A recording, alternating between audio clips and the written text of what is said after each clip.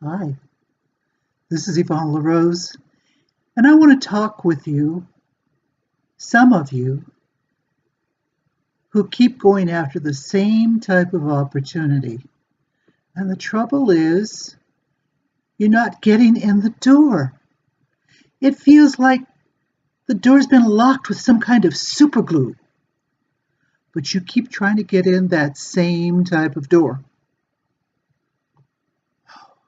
Dear me.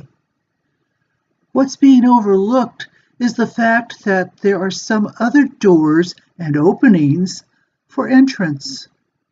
There's the side door, the back door, the upstairs door, the basement. Why, there's even a basement. Put on your thinking cap and figure out how you can use your connections or your affinity with that organization in order to get in it for at least being associated in a positive way. Here's another thought. Why do you keep going after the same type of opportunity? Do you really get enjoyment out of being involved in that? Sometimes we do things because we think we're supposed to do it.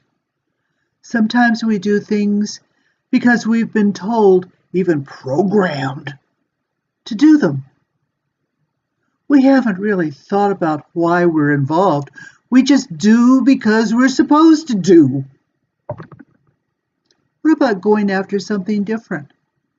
Maybe there's something you always wanted to do. You're passionate about it, but you thought it was just a hobby, a pastime. Maybe you've developed so much expertise in that regard that you could be leading a class on it. Oh my God.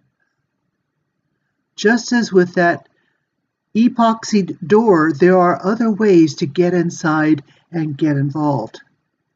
You just need to try a different door. This is Yvonne LaRose, helping you to get refueled so you can make your new entrances. I'll see you next time.